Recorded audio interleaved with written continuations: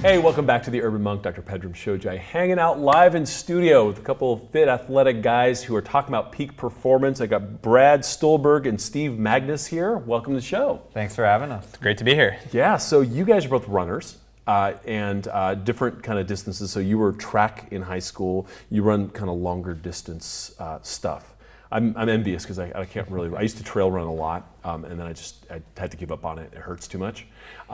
It is one of the best ways to lose weight. It's one of the best ways to clear your head. It's one of the best ways to just kind of manage stress if you can do it, right? And so I know a lot of people that run despite their orthopedic issues because it just feels it's a good drug, right? Totally. And you guys have been looking at how people can eliminate burnout.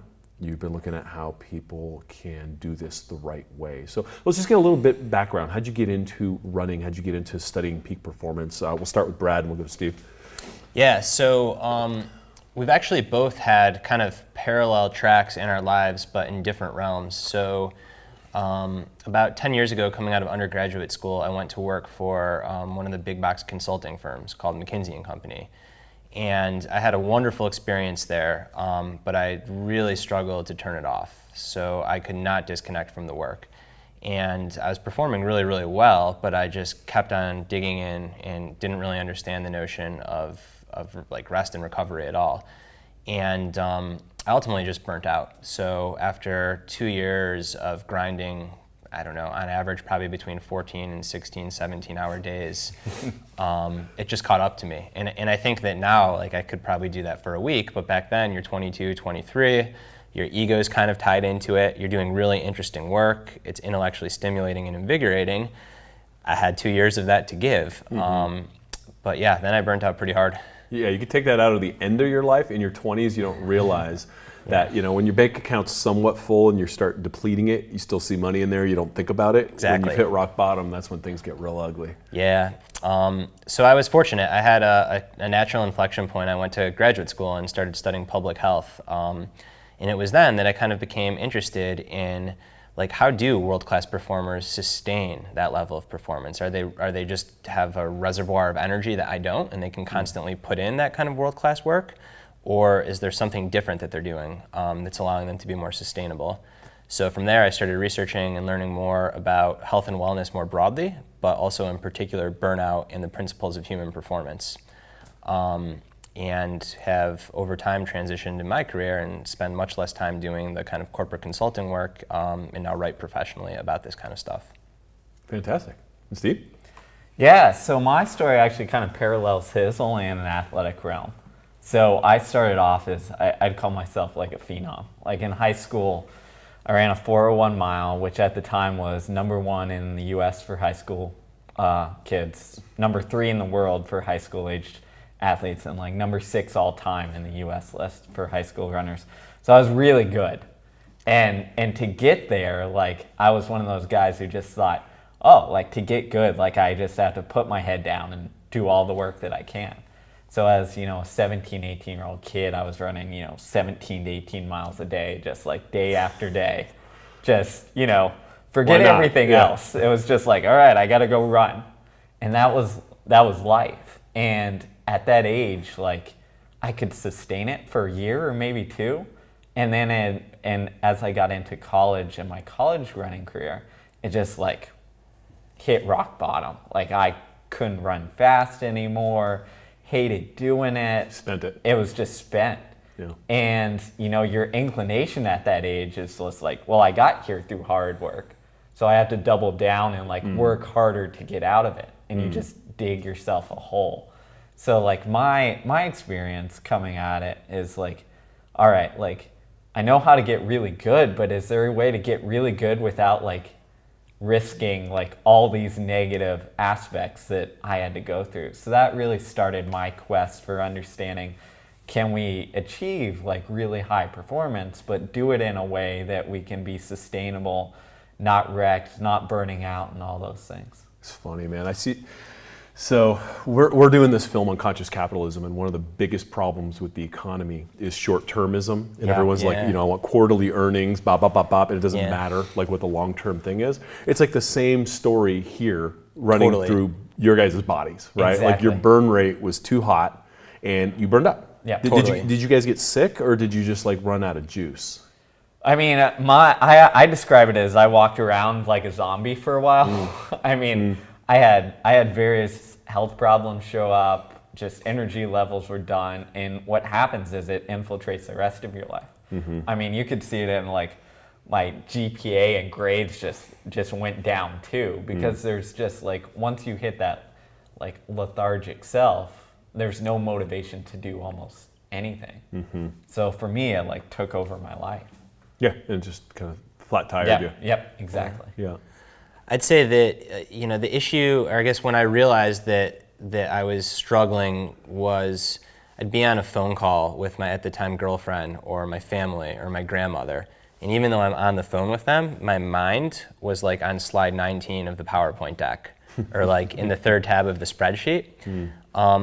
So again, like I realized like I cannot turn it off. Like this is not sustainable. And it's not to discredit, I think Steve would say the same thing, and we get into this in the book, it's not to discredit places like McKinsey & Company. They do outstanding work. It's not to discredit high school runners that are running 4-minute miles. That's phenomenal.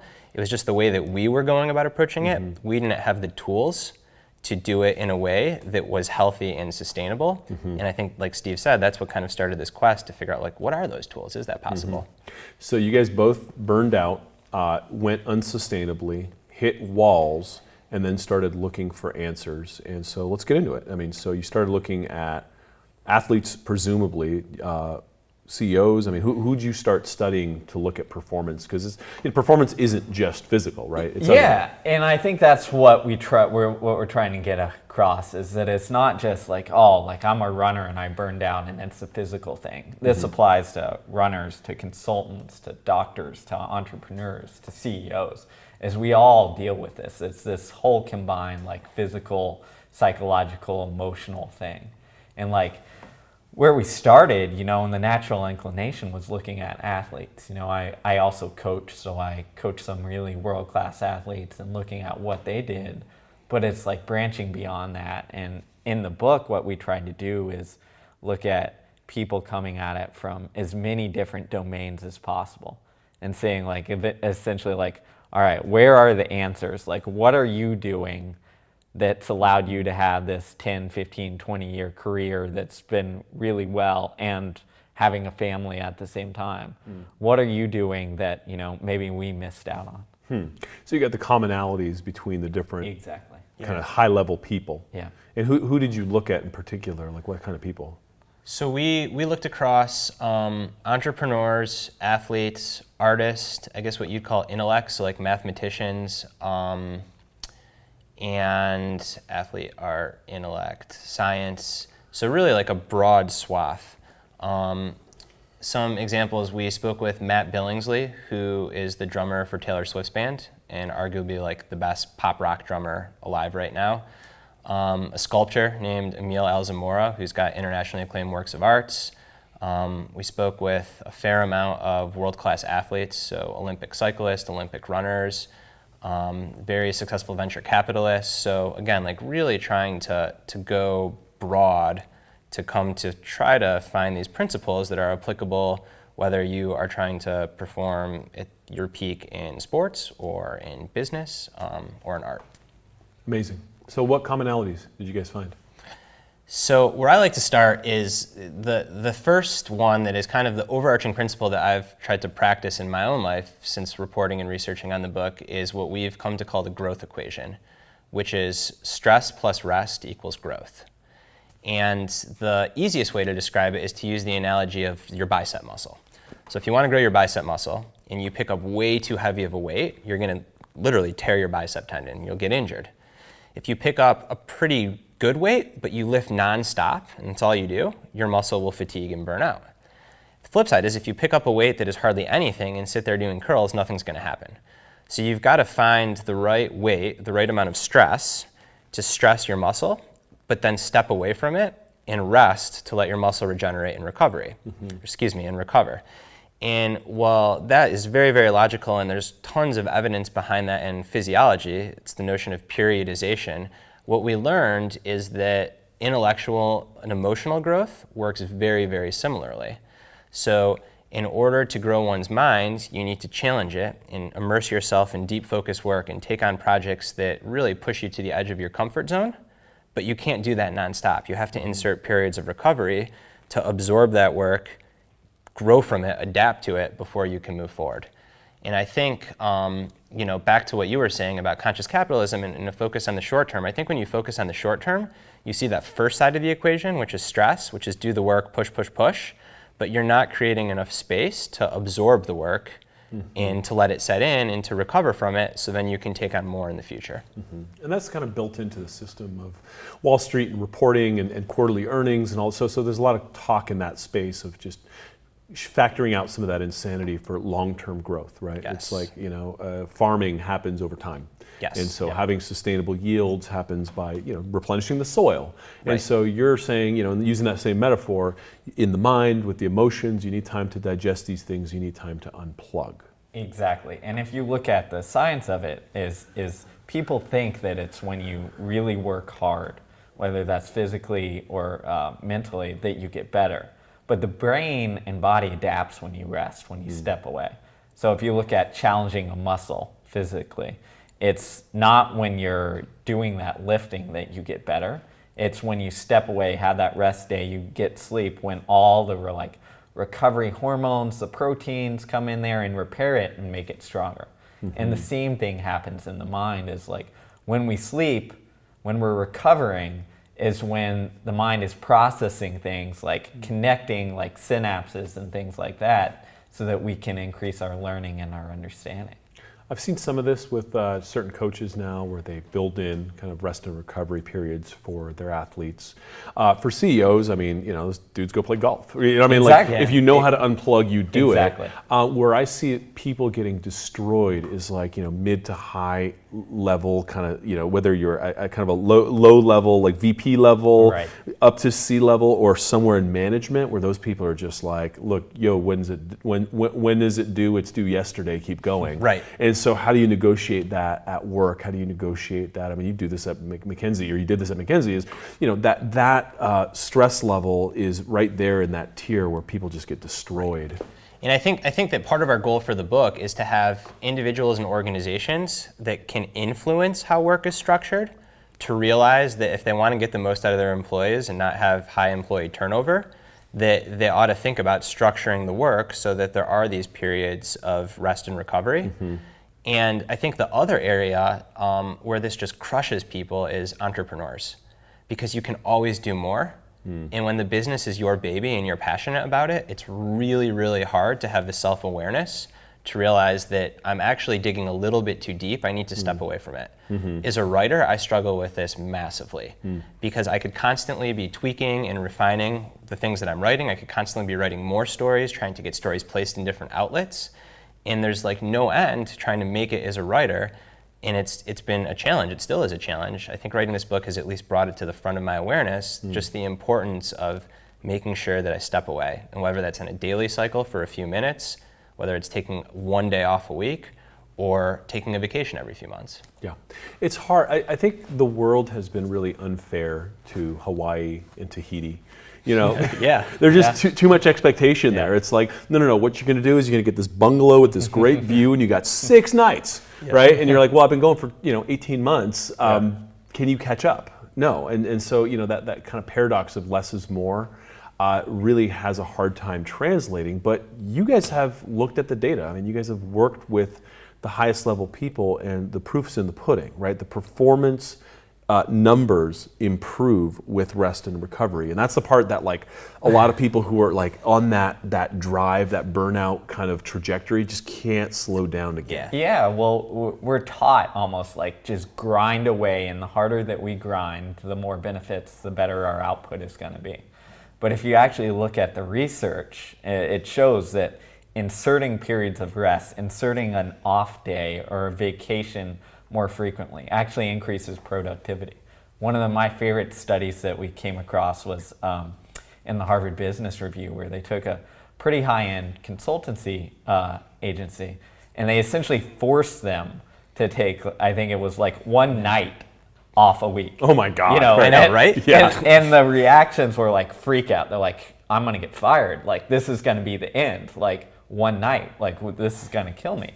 But what they found is, like, productivity went up. So then they tried it, with a little more, and productivity went up. And I think it surprised everyone in that consultancy because it's so counterintuitive. But that's what actually happens because, if we're honest with ourselves and we say, oh, I'm putting in 18-hour, 17-hour days, like, how much of that is actually quality work? And if you actually give yourself the rest and the ability to recover so that when you really do work, it's really high quality work, then you can get more done in less time.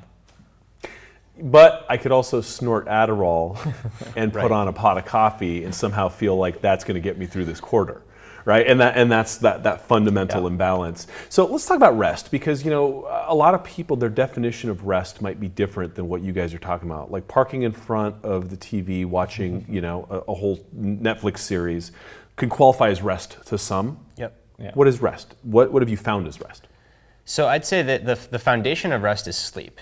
Reporting on health and science for a while, you'd think that I wouldn't be surprised, but I was still surprised to learn just how important sleep really is. 7 to 9 hours a night is just integral to, like Steve said, to physical reprocessing and repair as well as psychological growth. Another very interesting study that we came across had to do with, I guess it could fall in the emotional category, willpower. So when you don't sleep or when an individual doesn't sleep, he or she literally loses their willpower. It's like their filter is gone. So you might be in an argument with your spouse or your boss at work. And if you've been sleeping well, you'll have the part of your brain, your prefrontal cortex, will be online enough to be like, you should think twice before you're going to say that. Whereas if you're not sleeping well, that goes to crap and you lose that ability to control your emotions. Yeah. So I think that sleep is the foundation. Then layering on top of sleep, what we've learned is that throughout the day, if you think about how an athlete does interval training, so very, very hard interval followed by a period of rest, then another hard interval, turns out that is a really, really productive way to work, pretty much regardless of the task at hand. How to rest during those off periods, like you said, we haven't seen research. It doesn't mean there's not evidence out there. Maybe watching a half an hour TV show could work, but where the research is currently 3 main areas. It is very, very light physical activity, so something like taking a walk, meditation, and nature. There's some fascinating work that even if you don't have access to nature, but you can just look at pictures of nature, that helps turn off your conscious, effortful thinking brain and allows your subconscious to go to work. It's amazing. To me, that feels like a Labrador, waving its tail, looking out of a window. Yes. Please take me on this walk. Yeah, but that's reality, right? That's where we live. This whole conversation is making me think Europe may have gotten it right because they did this excessive burnout and kind of fell back into a lifestyle thing. We make fun of them for taking all these vacations and breaks, but their productivity is fine, right? Yeah. And they're living their lives and they're happier in a lot of ways, right? Totally. It's built into their culture. Yeah, exactly. And that's what the research plays out. It's it's almost laughable that we work so long and then have a week of vacation. And we expect that to last. But if you look at it, those benefits last for 2 to 3 weeks. And then it's you're back down to square one stress levels. And so how do you expect this week-long vacation to carry you through? And Europe has, figured it out where it's hey, if they want healthy, productive people, then they have to look at them as people and give them what they need. God forbid. I think the other nuance though, and it's funny because we don't want to be pigeonholed as just rest and all you have to do is rest and you'll be a peak performer. The opposite side of that is the stress part of the equation. And you do really, really need to work hard to grow at something. And I think Steve mentioned this earlier, but what we found is that if you keep your easy days easy and your easy periods easy, your hard periods will actually be much harder. And what ends up happening with continuous work is maybe you start here and you're working really hard for a few days, but then what feels like really hard is actually kind of in the middle, right? You're grinding, you're going through the motions, you're working as hard as you can perceptually because you're tired, But if instead you would think of work as polar extremes of really, really hard, deep focus, single tasking work in the zone, and checking out, taking a 30-minute walk where you just allow yourself to mind wander, sitting and meditating for a little while, taking a nap, like working on those two polar ends actually allows you to have more productivity because you are working really hard. You're just not getting stuck in that gray zone. So it's like interval training for work, where it's like sprint and pant, recover, don't do anything, don't check your phone, don't take a work call while you're on the walk or stuff like that. Exactly. Right. Interesting. So in the routine, so I've played with a lot of different methods. Like I like the Pomodoro method for the most part, 25 minutes, like these little sprints. And I've played with different things like chunk time in the mornings and all that. What have you found in terms of routines that have been the most effective? It's really about the individual.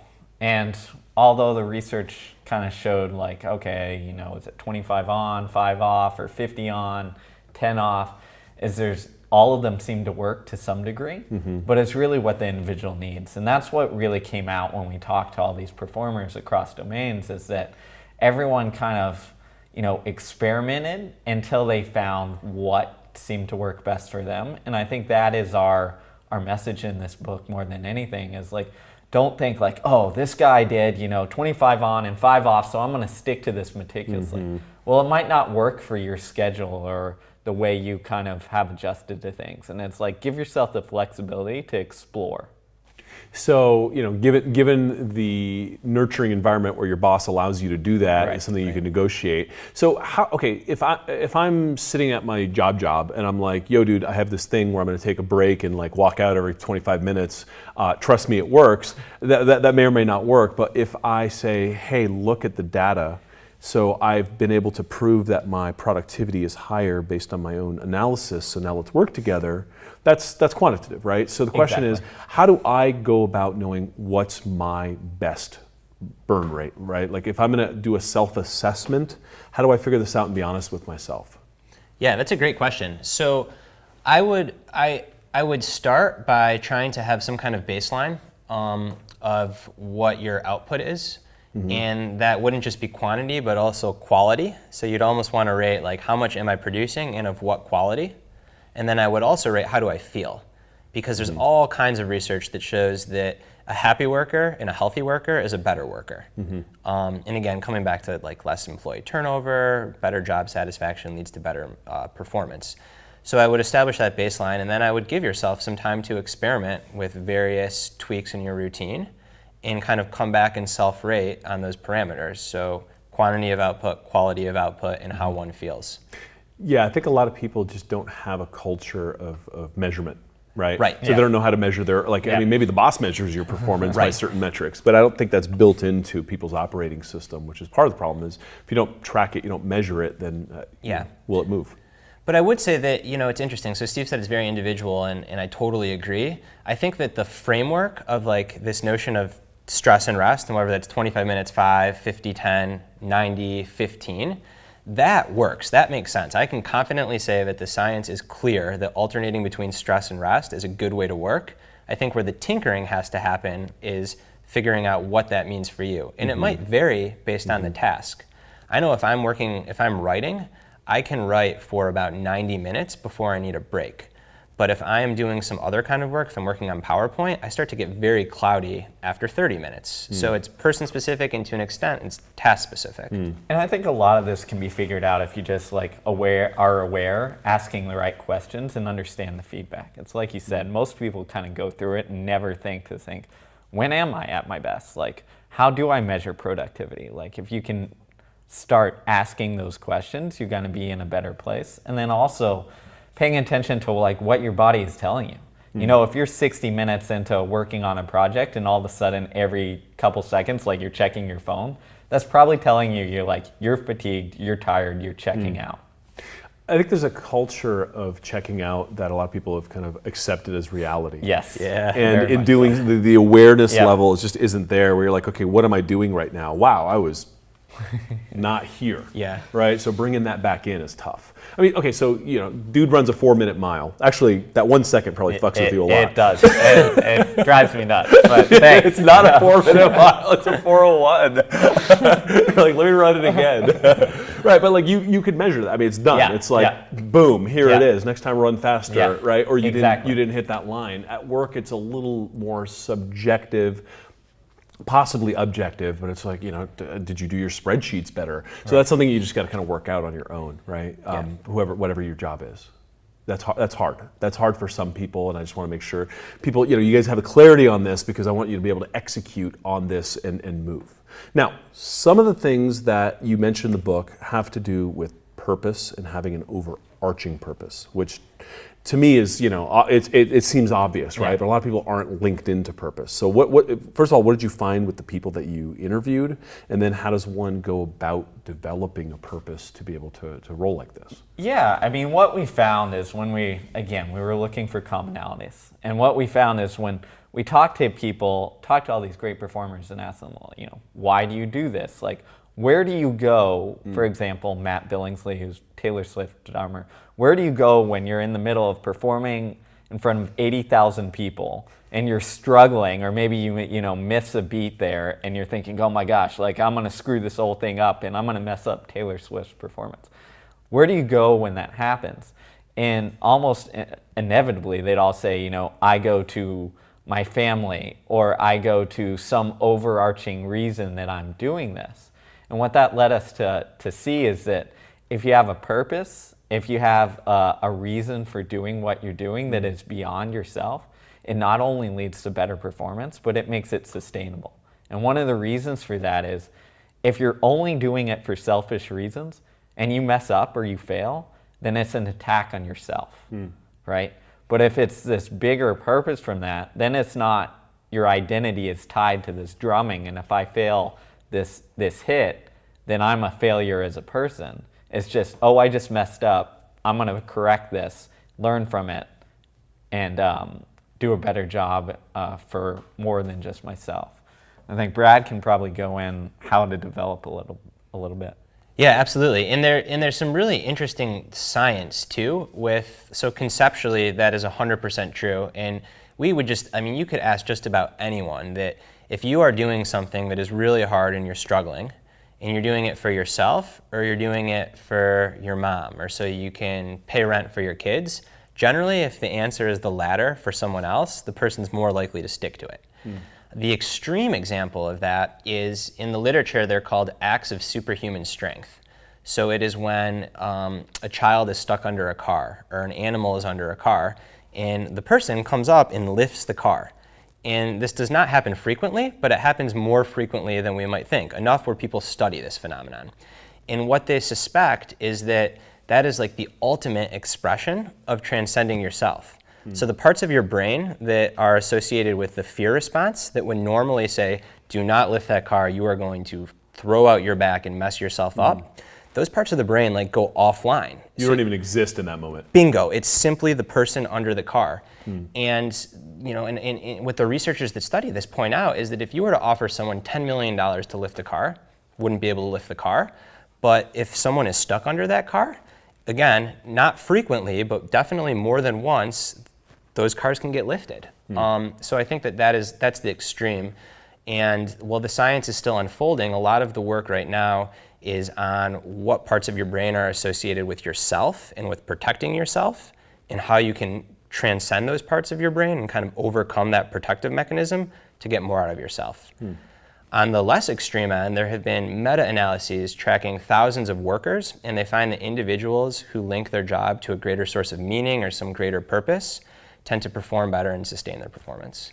I mean, spiritual practice 101, right? Is become selfless. Yes. And whittle down the ego, get out of your own way, make the why bigger than the you. I mean, all these things that we know are now being validated on in a lane that we deem to be so important, because everything is based on our performance. Like, we're only as good as our productive capacity. Like, the world's going to judge us. How much money do you make? And so it's like, oh wow, if I have these spiritual principles adopted and I learn how to rest and spend more time, chilling out and being with my family, it actually makes me better here as well.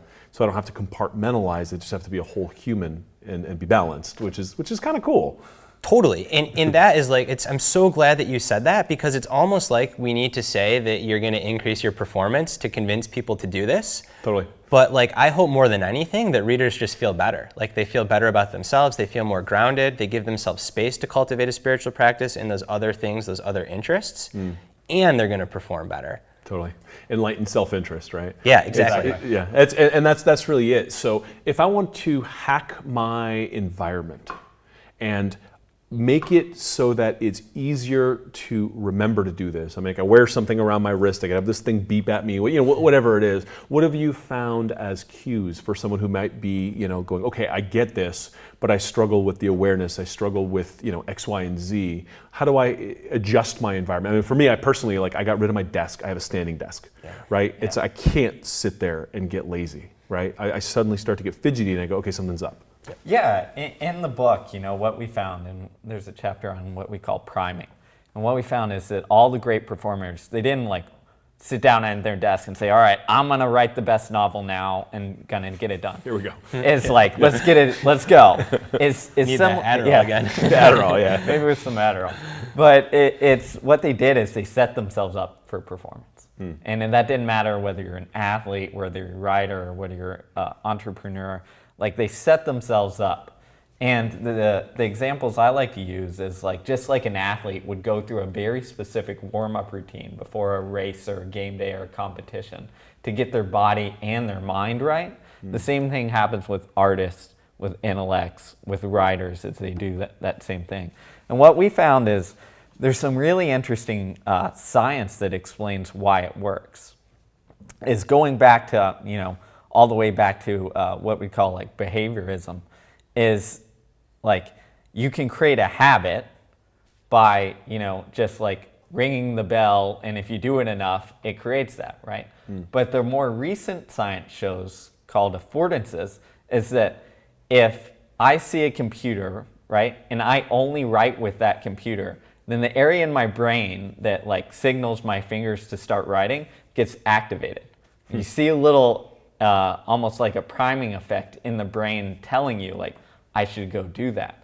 So if you set up your environment where, hey, I only write at this desk and I only write on this computer, or I only, when I need to get work done, I go to this coffee shop at this time. If you can set up your environment like that, you can almost prime your brain to say, all right, I know when I'm at this desk, I'm going to do this activity and I'm going to blank out everything else. And your brain will follow and you'll get that done. Predictability. It's almost like rituals built into your everyday life. It's funny is when I wrote my last book, I hogged the conference room upstairs over here because it's got all these white walls, and I was just like, guys, just this is my space for a while, right? Yeah. And literally just ideas. It's I would get in there and just bang out chapters. It was amazing because I was in that space. Right? Exactly. And anywhere else, it was just I wasn't in the same zone, right? That was the space to write that book. And so, you can get that luxury and you don't have to take over a whole conference room. You just have to set that up and cue that in your life somehow. Right, exactly. Yeah. It's all about creating that cue and creating that space where it's that is the only activity that takes place in there, or that is what it is. Because if you can set up that cue and link it to something, then your chances of being productive are much more than if you go sit on your couch and the TV remote is right there, or the Wi-Fi is on, and all these other things that are potential distractions. We're essentially trying to protect ourselves against ourselves from going the wrong way. Because I think it's foolish to think that you have the self-discipline to ignore all these distractions in the current age that we live in. Speaking of which, this laptop in front of me, when this thing ends up in the bed, how dangerous is that? Right? The phone or the laptop, all these things, when you're in your rest space, when you're in that ritualistic place where you're okay, I'm unplugging, and then you hear ding or bing, or an email comes in from your bank or something, how does that impact your ability to actually decompress and do the rest that you need? Not positively. So it's a negative on two fronts. The first front, when it comes particularly to sleep, is that these devices emit something called blue light, and blue light will throw off your body's biological clock, and when you look at blue light and your body literally thinks like, oh, it's the middle of the day, and then your hormones follow and you're less likely to fall asleep well. So the devices and the device manufacturers, they're smart. So now you can download apps that allow you to turn down the light emitting from the screen, and there are blue light filters, all kinds of products. That's all good, but what that doesn't stop is the mind racing that comes with picking up your computer or picking up your phone. Even if your phone is off or on silent, just having it in the room is detrimental for your ability to truly rest and recuperate, because there's a part of your brain wondering, did someone tweet at me? Did someone text me? Did I get an email? Are my kids actually okay? So it's just like this anxiety loop that's created just by the mere presence of having a phone in the room. So again, like Steve said, relying on self-discipline is really, really tricky, particularly when our phones, our computers are designed to suck us in. So what we found in both the research and the reporting is that the best bet is just to try to remove objects of desire, like a phone or a computer, from your visual sight altogether. Just out of your space, out of your mind. Out of sight, out of mind. Yep. Yeah, that makes sense. And it's not to say that technology is bad. The two of us actually met on Twitter. So like, technology is wonderful. It's a wonderful way to share ideas and to connect people that otherwise couldn't be connected. You just have to use it mindfully. Well, that's just it. I mean, look, we're on technology right now. We're broadcasting on, This on would the never World have Wide been Web. possible. Yeah. So that's not the problem. The problem is unplugging and keeping everything in its place so that you can also rest, you can also recover, and you can grow. Exactly. So the book is called Peak Performance, Elevate Your Game, Avoid Burnout, and Thrive with the New Science of Success. Brad, how do you pronounce your last names? Stulberg, you got it right. Stulberg, I got it right. And Steve Magness. Yep. And boom, there's the book. And Ariana Huffington, David Epstein, so you got some great people behind it. You've obviously interviewed some great people for it, so I love it. I mean, this to me is kind of spirituality for our new era, which is like data-driven reasons to go do the stuff the guys have been talking about for 6,000 years, which is chill the hell out and push hard, rest hard, have fun, all the things that now science is starting to validate. And so I'm assuming you guys have both adjusted your burn rates. You look way more relaxed, right? Definitely. Yeah, and Yeah. that's positive. That's really positive. Totally. So check out the book. Let me know what you think. Let's continue this conversation on social. I will see you next time. This is Dr. Pedram Shojai, the Urban Monk.